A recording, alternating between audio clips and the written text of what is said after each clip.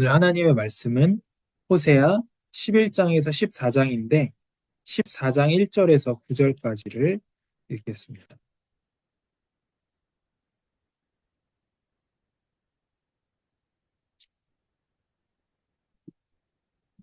음,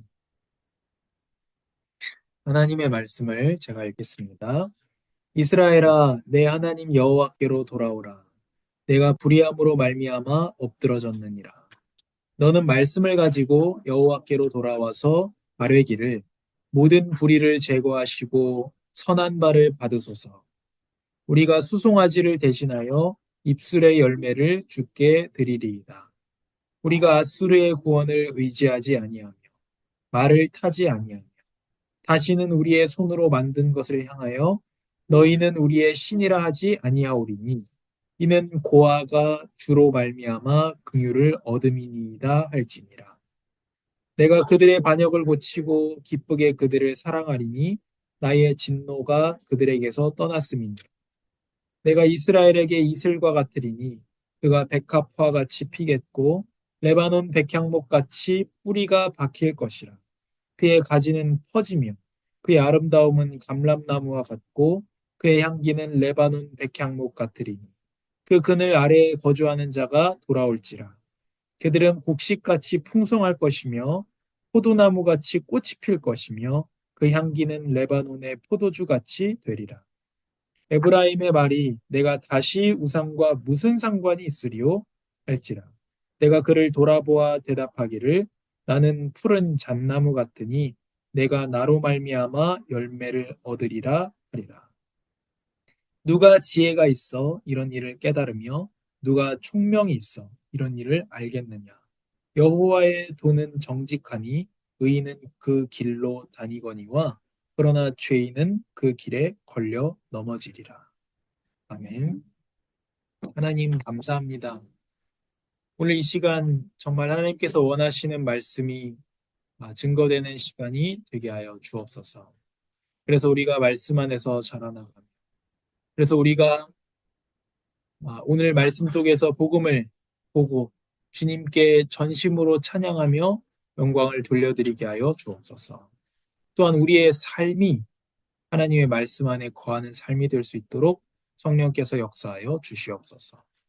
예수님의 이름으로 기도합니다. 아멘.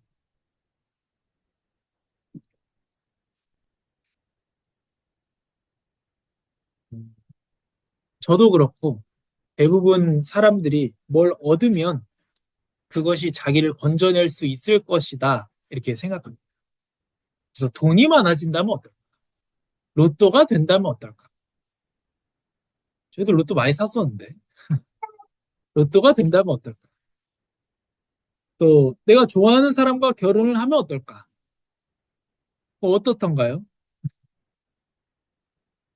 저도 결혼하면 장밋빛 미래가 펼쳐질 것이라고 믿지 않는다고 말했지만 사실은 장밋빛 미래를 그렸으니까 결혼을 했겠죠? 그렇잖아요. 그래서 당연히 결혼하면 싸울 수도 있고 하겠지라고 생각했지만 더 좋다고 생각하기 때문에 결혼하죠. 그러나 이 정도로 싸울지는 몰랐다는 거죠. 아무튼 내가 장래에 어떤 위치에 오르기만 한다. 또 심지어는 신학교 언제 졸업하나? 언제 나는 목사 되나? 내가 목사 졸업하고 난다면 안수 받고 난다면 그래서 우리는 그 착각할 때 그 행복 속에서 로또가 되면 어떻게 될까? 근데 안 되죠. 그 절망이죠. 그 사이에서 대부분의 시간을 보냅니다. 우리는 바라던 것을 얻지 못해서 불행하고요. 또 얻어도 답이 안 돼서 불행합니다. 그럼 누가 진정으로 우리를 건져낼 수 있을까요? 오늘 제목이 뭐 그 답인데요. 한 하나님 외에는 구원자가 없습니다. 첫 번째로 한 아들이 나옵니다. 하나님께서 11장에 호세아서에서 바람난 부인을 노예의 값을 치르고 풀어오는 것을 통해서 하나님의 인애와 속량의 복음을 가르치십니다. 인애는 뭐냐면 약속에 따라서 사랑하는 거예요. 그래서 인애를 가장 잘 나타내는 게 결혼입니다. 어쩔 수가 없는 거죠. 그래서 성혼 선포하고 또 신랑 신부 서약을 하잖아요. 그때 뭐라고 합니까? 어떠한 일이 있더라도, 어떠한 일이 있어도 뭐 남편을 존중하고 아내를 사랑하고, 그렇죠. 그게 뭘 말합니까?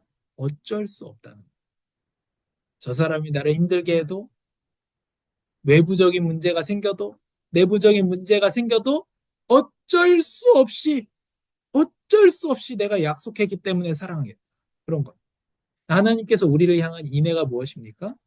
내가 너희를 하늘의 별과 같이 많아지게 할 것이다. 아브라함에게 약속하셨잖아요. 그 아브라함에게 약속하신 것은 아브라함 안에 있는 사람들, 하나님의 백성을 포함해서 약속을 하신 거거든요. 그래서 하나님께서 그 약속을 또 지키시지 않습니다. 그것이 인애, 약속에 따라 주어지는 사랑입니다. 또 바람난 부인을 값을 치르고 데려오는 걸 통해서 속량의 복음, 예수 그리스도의 그 피의 값으로 우리를 죄의 노예에서 해방해 줘. 그것을 우리에게 가르치셨죠. 호세아서를 통해서 지금까지 가르치셨습니다. 이제 11장부터는요. 아버지와 자식의 관계로 우리를 설명하십니다. 그래서 하나님께서는 부부 관계, 부모와 자식의 관계, 또 친구의 관계, 여러 가지를 통해서 우리에게 복음을 가르쳐 주시고 또한 하나님의 사랑을 우리에게 나타내십니다. 여기 본문에 보면요. 아버지가 어린아이를 불렀습니다. 그런데 2절에 11장 2절에 뭐라고 하느냐? 불을 수록 떠나갔대요. 불을 수록 떠나갔다. 그럼에도 버리지 않고 다시 불러와 함께 살게 하시는 것을 통해서 우리에게 복음을 전하십니다. 그래서 마다들을 통해서 형제들을 입양하시는 하나님, 예수님이신데 1절에 이스라엘이 어린아이였을 때 내가 그를 사랑했고 이집트에서 내 아들을 불러냈다. 여기 아들은 먼저는 이스라엘 백성을 말합니다. 그리고 지금으로서는요, 하나님의 백성인 성도를 말합니다. 내가 아들을 불러냈다. 애굽으로부터. 내가 너희를 죄로부터, 내가 너희를 세상으로부터 불러냈다. 근데 뭐라고 부르시냐? 어린아이, 아들 이렇게 말씀하세요. 우리를 하나님께서 하나님의 형상인 자녀로 우리를 보시고 사랑스럽게 부르십니다. 스바냐 3장 17절 같이 읽어볼까요? 너의 하나님 여호와가 너의 가운데에 계시니 그는 구원을 베푸실 전능자이시라. 그가 너로 말미암아 기쁨을 이기지 못하시며 너를 잠잠히 사랑하시며 너로 말미암아 즐거이 부르며 기뻐하시리라 하리라. 아멘. 그래서 하나님께서 자기 백성을 바라보는 마음이 그렇습니다. 저도 아들을 볼 때 막 너무 예뻐가지고 막 소리를 지르고 하잖아요. 그게 하나님께서 우리를 보시는 마음, 그 이상의 마음이라는 거. 그래서 우리를 하나님의 자녀 백성으로 보시고 우리를 부르십니다. 헤롯이 죽기까지 두 번째로는 헤롯이 죽기까지 거기 있었으니 이는 주께서 선지자를 통하여 말씀하신 바 이집트로부터 내 아들을 불렀다 함을 이루려 하심이라. 헤롯이 영유아 학살을 하잖아요. 그 예수님이 왕이 될 거라는 것을 알고 헤롯 왕이 어, 예수님을 죽이기 위해서죠. 모든 그 아이들을 다 죽이지 않습니까? 헤롯 왕이. 그때 어디로 피신합니까? 이집트로. 이집트로 피신합니다. 근데 거기에 무슨 말씀이냐? 예수님께서 이집트에 피신하신 이유가 주께서 선지자들을 통하여 말씀하신 바 이집트로부터 내 아들, 여기 나와 있죠. 이집트에서 내 아들을 불러냈다. 이 말씀을 이루기 위함이다. 그래서 한 아들은 누구를 말하는 거냐, 여기서?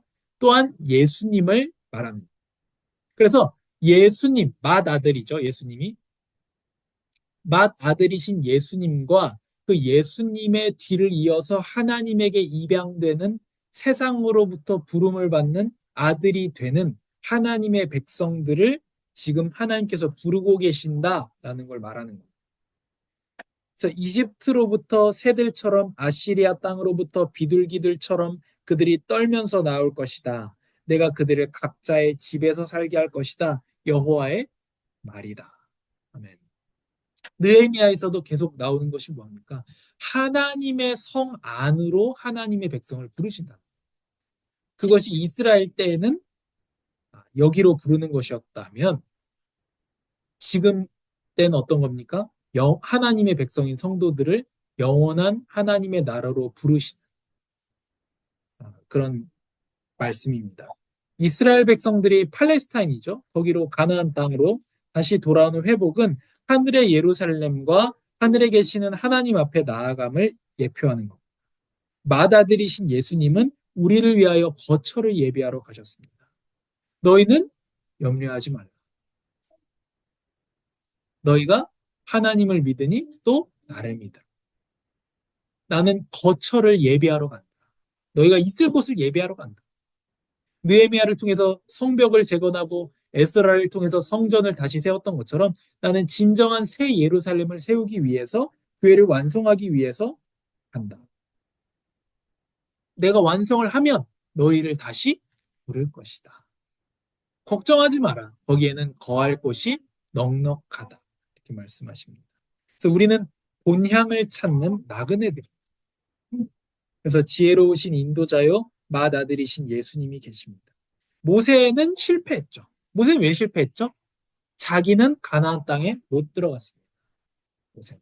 여호수아도 히브리서에 보면 이스라엘 백성을 안식의 땅으로 인도하는 데에 실패했다고 말하고 있어요. 그러나 예수님은 마침내 성공하십니다. 그래서 소망 있는 나그네로 살기입니다. 이집트는 70여 명에 불과했던 하나님의 백성이 60만 명이 된 번성의 장소입니다. 하나님께서 이집트로 보내신 겁니다. 하나님께서 우리를 지금 세상에 두셔서 살게 하시는 거예요. 하나님께서 우리를 그 회사에, 그 직장에, 그 가정에 두셔서 살게 하시는 겁니다. 이걸 우리가 알고 인정하는 게 중요합니다. 하나님 내가 보내시는 곳에 내가 하나님 보내시는 곳에 있기를 원합니다. 라고 기도를 하죠. 기도하는 사람이라면 내가 지금 있는 곳이 하나님께서 기뻐해서 보냈다는 사실을 알아야 돼요. 이 교회, 이 공동체가 내가 있어야 되기 때문에 내가 여기 있다는 거예요. 부르셨다는 거예요. 하나님. 이 회사가 내가 있어야 되는 이유가 있기 때문에 하나님께서 여기를 보내셨다는 겁니다. 그래서 어, 우리가 세상에 더 크게 보면 우리가 세상에 있는 하나님의 이유가 있고 이곳이 하나님께서 우리가 번성하며 살게 하실 곳입니다. 그래서 이스라엘 백성들이 여기 호세아서의 배경은 북이스라엘이고요. 남유다의 경우에 예레미야가 이렇게 말하죠. 너희가 바벨론에 70년간 포로로 끌려가게 된다. 그 예레미야 뭐라 합니까? 끌려가라는 거예요. 그리고 그 기간이 70년의 기간이 된다는 겁니다. 끌려가서 어떻게 합니까? 그 사람들을 위해서 기도해줘라. 우리가 세상에서 어떻게 살아야 될지를 하나님께서 알려주고 계시는 거예요. 거기서 밭도 갈고 자식도 낳고 세상 속에서 살아가라 너희. 똑같이 살아가. 일하고 밥 먹고 똑같이 살아가라. 그래서 그러나 그 동시에 세상은 우리가 떠나야 할 곳이라는 거예요. 우리의 본적은 아니라는 것. 임시로 우리가 거하는 곳입니다. 그래서 우리는 이 세상에서 작은 하나님의 나라를 세우면서 살아갑니다. 어떻죠? 우리의 직장과 가정에서 우리가 있는 곳에서 작은 하나님의 나라를 세우고 하나님의 사랑과 하나님의 은혜와 또 복음을 입으로 전하고 또 말로서 전하면서 우리는 하나님의 나라를 세워갑니다. 이 땅 가운데서. 그러나 여기에 우리의 영원한 소망을 두지는 않습니다. 제가 보니까 세상에 소망을 두지 않는다고 하면서 대충 사는 그리스도인들이 많아요. 또 한편으로는 이 세상의 모든 것을 걸고 노예로 사는 그리스도인도 많습니다. 그러니까 둘 중에 하나인 경우가 많아요. 이 세상에 관심 없다 그러면서 대충 살아요. 아니면 이 세상에 중요하고 이 세상에 하나님 나라 세워야 된다고 말은 하면서 이 세상의 기준을 맞추기 위해서 노예로 사는 사람도 많습니다. 그러나 우리는 본향에 대한 소망을 가지고 살기 때문에 하나님 나라의 원리를 가지고 이 세상에서 직장에서 가정에서 살아야 됩니다. 그런데 미련 없이 떠날 준비는 되어 있습니다. 우리는 여기 영원히 살기 위해서 열심히 사는 게 아니라 본향 때문에 열심히 사는 사람이기 때문에 그렇습니다. 이 우리의 교회의 중요한 정체성이기도 합니다. 정체성 세 번째이기도 합니다. 세상에서 성실히 살고 그러나 세상에서 볼 수 없는 아름다움을 나타내고 우리의 목적지는 이 세상이 아닌 거죠. 두 번째로 12장에 한 선지자가 나옵니다. 하나님께서는 12장에서는 이제 야곱 얘기를 하세요. 야곱의 다른 이름이 무엇이죠? 이스라엘. 그래서 하나님께서 여기 마치 말을 가지고, 뭐라고 할까요? 재밌는 표현이에요. 하나님의 그런 표현인데, 야곱 얘기를 하면서 자연스럽게 이스라엘 얘기를 해요. 그럼 야곱 이름이 이스라엘이잖아요. 그래서 야곱과 이스라엘을 동일시해서 얘기하시는데, 야곱은 불성실한 사람이었죠. 그러나 하나님의 은총을 구했고 베델에서 하나님을 만났다. 그러니까 너희도 지금 불성실하지만 하나님을 구하고 하나님께로 돌아가고 하나님을 만나라. 이 얘기입니다. 그래서 인애와 정의를 준수하고 야곱처럼 끊임없이 너의 하나님을 만나려고 기다려라. 그럼 만나 주실 것이다. 라는 얘기를 야곱과 이스라엘이라는 이 이름을 통해서 하십니다. 그래서 모세와 비교할 수 없는 그리스도입니다. 2절에 한번 같이 읽어볼까요? 여호와께서 유다와 시비를 따질 일이 있다. 그분이 야곱의 행동에 따라서 그를 처벌하시고 그의 행위에 따라서 그에게 되갚아 주실 것이다. 자, 하나님의 징벌은 하나님의 공의에서 비롯됩니다. 이스라엘에게 임한 징벌들 많이 있었죠. 지금까지 포로로 끌려가고 그건 전 인류에게 나타나게 됩니다. 우리는 그리스도의 화목제로 하나님의 심판에서 용서받을 수 있습니다. 나의 자녀들아, 내가 이것을 너희에게 쓰면 너희로 죄를 범하지 않게 하려 함이라. 만일 누가 범죄하여도 아버지 앞에서 우리에게 대언자가 있으니 곧 의로우신 예수 그리스도시라. 그는 우리 죄를 위한 화목제물이니 우리만 위할 뿐 아니요 온 세상의 죄를 위하십니다. 그래서 여호와께서는 한 선지자로 이스라엘을 애굽에서 인도하여 내셨고 이스라엘이 한 선지자로 보호받았다. 이렇게 말씀합니다. 여기 1차적으로는 물론 모세를 얘기하는 겁니다. 그러나 참 모세이신, 모세랑 비교할 수 없는 모세이신 예수 그리스도를 말합니다. 하나님의 뜻대로 모세는 이스라엘을 애굽에서 인도했지만 본인은 약속의 땅에 들어가지 못하고 죽잖아요. 그러나 진정한 모세이신 예수님은 자기의 피로 단번에 성소에 들어가십니다. 그리고 단 한 번의 피로 영원한 속죄를 이루시고 대제사장과 비교할 수 없는 대제사장, 여호수아와 비교할 수 없는 여호수, 모세와 비교할 수 없는 모세, 성벽을 세워서 하나님의 백성을 하나님의 성 안에 머물도록 하는 느헤미야와 비교할 수 없는 느헤미야. 멸망해가는 세상 속에서 자기 가족을 구원하시는 노아랑 비교할 수 없는 노아가 바로 예수 그리스도라는 거예요. 그래서 우리처럼 불성실했지만 하나님의 은혜를 구하다가 하나님을 만나고 변화된 야곱을 생각하면서 인애와 정의를 준수하고 끊임없이 하나님을 만나려고 기다려야 됩니다. 그래서 우리는 약속에 따라서 사랑하는 그런 인애와 정의. 세 번째로 13장의 한 하나님입니다. 이스라엘은 더 많은 죄를 짓습니다. 지난 수요예배 때 우리가 봤던 말씀이 호세아 13장의 말씀이었죠. 우상은 사람이 만든 겁니다. 모든 우상들은 사람이 만든 거죠. 그래서 아, 하나님이 만드신 사람이 하나님을 바라보고 하나님을 예배하며 살아야 되는데 하나님이 만드신 사람이 자기가 만든 것을 예배하고 자기가 만든 것을 바라보면서 산다는 거죠. 우상을 섬기는 사람은 아침 이슬같이 쉬 사라져 버립니다. 이스라엘은 하나님이 먹이셔서 배가 부르자 감사하지 못하고 교만해져서 하나님을 잊어버렸습니다. 그래서 하나님께서 이렇게 말씀하시는 거죠. 너희가 기쁠 때 찬양하고 슬플 때 기도하라. 하나님을 바라보라는 겁니다. 그래서 하나님께서 감사하지 못하고 교만한 사람을 찢어버리십니다. 샘물은 마르고 모든 보물은 약탈당합니다. 하나님께 불순종하여 범죄했기 때문입니다. 이런 표현이 나와요. 임신한 여자들은 배가 갈릴 것이다. 이런 표현이 나옵니다. 하나님의 심판의 그런 준엄함을 보여주는 거죠.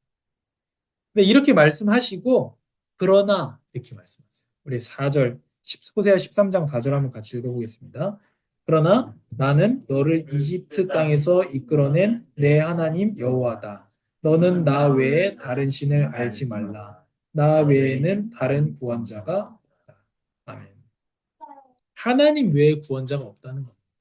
오늘 우리 삶에서 본문으로 부르고 우리 지금 만나는 삶에 있는 사람들이 어떻습니까? 무엇을 얻으면 그것이 나를 구원할 수 있을 것이다 라고 생각하고 있는데 그러나 나 외에는 다른 구원자가 없다. 우리 하나님께 모든 필요를 구해야 되지만 무엇보다 하나님을 구해야 돼. 하나님이 주시는 무언가가 아니라 하나님만이 우리를 구원하실 수 있기 때문입니다. 내가 이 문제만 해결되면 좋을 것 같다. 그러나 그것이 아니라 하나님만이 우리를 구원하신다는 사실. 내가 그들을 음부의 손에서 속량할 것이며 내가 그들을 죽음에서 건져낼 것이다. 죽음아 내 재앙이 어디에 있느냐? 무덤아 내 멸망이 어디에 있느냐? 슬픔이 내 눈에서 숨겨질 것이다. 사망의 위협은 죄에 대한 징벌로서 예수 그리스도의 부활을 통해서 최종적으로 해소됩니다. 그래서 우린 예수님과 함께 다시 살 것입니다. 나는 부활이요 생명이니 나를 믿는 자는 죽어도 살겠고 살아서 나를 믿는 자는 죽음을 보지 않을 것이다. 이렇게 말씀하셨습니다. 그래서 유일한 구원자는 하나님뿐이니 하나님께 구해야 되고 하나님을 구해야 됩니다. 하나님은 꺼져가는 등불을 끄지 않으시며 우리가 또 어떻습니까? 하나님을 알아가자 했는데 잘 안 알아가기도 하고 우리가 받은 사랑을 나누자고 했는데 전혀 나누지 않고 그런데 하나님께서는요 꺼져가는 등불을 끄지 않는데요. 꺼져가는 등불이 누굽니까? 바로 우리를 얘기하는 거예요. 너무도 연약하고 진짜 이 등불이 꺼지는 것처럼 그러나 그거를 끄지 않는 상한 갈대를 꺾지 않는다는 거예요. 하나님은 애통한 심령을 멸시하지 않고 하나님께서 원하시는 재물은 뭐라고 했어요? 하나님께서 원하시는 재물은 뭐라고 말씀하셨냐? 하나님 원하시는 예배는 무엇이냐? 상한 심령이다. 연약한 마음, 상한 마음 가지고 나아오는 자를 하나님께서 기뻐하신다고 하십니다. 네 번째로 한 아들, 한 선지자, 한 하나님이신 예수님께 돌아오라 부르십니다. 마지막으로 돌아오라고 불러주시죠. 우리 오늘 읽은 본문입니다. 다시 이스라엘에게 이슬 갖고 이스라엘은 백합화처럼 피어날 것이라고 약속해 주십니다. 지혜자는 여호와의 길을 따를 것이다. 돌아오라 약속하겠다는 복음입니다. 이스라엘아 내 하나님 여호와께 돌아오라. 내 죄악 때문에 내가 넘어지게 됐다. 다시 불러주신다는 집 나간 아들을 다시 부르시고 집 나간 여자를 다시 부르시는 하나님. 복음에 나타나는 회개의 요청입니다. 너희가 회개하여 각각 예수 그리스도의 이름으로 세례를 받고 죄사함을 받으라. 그리하면 성령의 선물을 받으리라. 나는 이스라엘에게 이슬 같고 이스라엘은 백합화처럼 피어날 것이다. 레바논의 백향목처럼 그 뿌리가 내릴 것이다. 하나님께서 하늘에 속한 모든 신령한 복을 너희에게 주시되 그리스도 안에서 주십니다. 그럼 누가 지혜자이냐? 이 14장 9절이 눈에 띄게 딱 다릅니다. 여기서. 딱 호세아의 모든 1장 1절부터 14장 8절까지 모든 이야기를 다 하고 집 나간 여자 얘기, 아들 얘기, 우상 숭배한 너희를 그러나 내가 너희를 아직도 사랑하고 너희가 신실하지 않았지만 나는 너희에 대하여 신실하고 모든 얘기를 다 하고 딱 한 절 이렇게 말씀하세요. 같이 읽을까요? 누가 지혜가 있어 이런 일을 분별하겠느냐? 누가 분별력이 있어 이해하겠느냐? 여호와의 길은 옳으니 의인들이 그 길로 다닌다. 그러나 범죄자들은 그 길에서 걸려 넘어진다. 아멘. 마지막에 딱 이렇게 얘기하는 거예요. 다 들었다. 마치 이런 것처럼 너희가 지금까지의 모든 일을 다 들었지 않느냐. 그럼 너희가 지혜자가 되어서 분별해야 되지 않겠느냐. 누가 전부터 우리의 유일한 하나님, 유일한 구원자에게로 돌아갈까? 그가 참 지혜로운 사람입니다. 누가 지혜로운 사람입니까?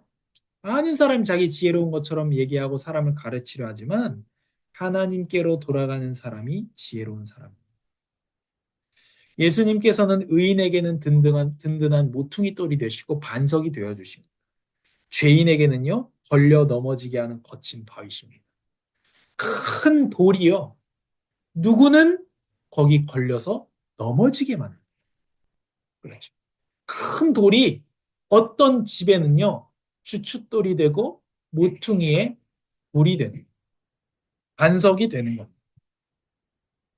그래서 표적을 찾는 유대인에게는 거리끼며 지혜를 찾는 이방인에게는 예수님의 십자가는 미련해 보입니다. 그 사람들이 똑똑하다고 하는 사람들도 지혜를 찾는 사람들이 십자가가 미련하다 그러고 능력을 찾는 또한 돈을 찾는 사람에게는 십자가는 거리끼는 겁니다. 도움이 안 되거든요. 돈 버는데. 그러나 오직 부르심을 받는 자들에게 그리스도는 하나님의 능력이고 하나님의 지혜입니다. 그래서 이 부르심을 받은 자가 은혜의 사람이며 지혜로운 사람입니다. 그래서 항상 본문에서 삶으로를 보면 이제 우리의 삶에서 본문으로는 뭡니까? 우리 자신도 그런 고민을 가지고 있고요. 또 한편으로는 우리가 복음을 어떻게 전할까 했을 때에 우리가 만나는 사람들이 그 상태에 있다는 거예요. 이번 주 같은 경우에는 뭔가 나를 이걸 얻으면 구원할 수 있을 것이다. 그런데 그런 사람을 불러서 하나님께서 주시는 말씀이 이 복음의 말씀이었죠. 한 아들, 한 선지자, 한 하나님께로 돌아오라. 부르신다는. 그리고 다시 본문에서 하나님께서 우리를 그 답없던 삶으로 다시 보내시는 거예요. 한 아들을 보내어 우리를 입양하시고 거처를 예비하시고 부르신 하나님께 감사합시다. 우리를 인도해 주시는 참 선지자 예수님께 감사합시다. 처음부터 끝까지 우리의 유일한 구원자이신 하나님께 감사합시다. 끝끝내 이 배신자들을 다시 부르시는 하나님의 은혜에 감사합시다. 나도 모르는 사이에 다른 구원자를 바라는 인생을 한 아들, 한 선지자, 한 하나님이신 예수님께로 회개합시다. 그래서 오늘부터 우리가 무엇을 도전해야 되겠습니까? 본향 찾는 나그네답게 살아야 됩니다. 그게 우리의 직장과 가정에서의 차이점입니다. 본향 찾는 내 있는 곳에 작은 하나님의 나라를 세우고 그러나 한편으로는 여기에 소망을 두지 않는 그래서 구원자 하나님을 의지하고 하나님만 의지하고 하나님을 배신하여 떠나지 말고 영원히 함께 사랑하는 우리 온 가족이 되기를 바랍니다. 하나님 감사합니다. 오늘로써 이렇게 호세아 1장부터 14장까지 3주간에 걸쳐 하나님의 말씀을 우리가 보고 같이 읽고 나누게 하여 주셔서 감사합니다. 하나님, 불의한 우리를 하나님께서 신실하게 대하여 주시고 약속에 따라서 우리를 하나님의 백성 삼아 주셔서 감사합니다. 한 아들이시고 한 선지자이시고 한 하나님이신 예수 그리스도를 통하여 예나 지금이나 우리의 구원자가 되어 주셔서 감사합니다. 우리를 불러 주셔서 감사합니다. 하나님 우리가 착각하지 않고 하나님만이 구원자가 없다는 사실을 알고 다른 구원자를 찾아 헤매는 삶이 되지 않게 하시고 다른 구원자를 찾아 헤매는 자들에게 입술로서, 삶으로서 답을 주는 자들이 되게 하여 주시옵소서. 한 주간 주님의 은혜로 우리 인도하여 주시고 무엇보다 하나님께서 우리를 붙들어 주시옵소서. 감사합니다. 예수님의 이름으로 기도합니다. 아멘.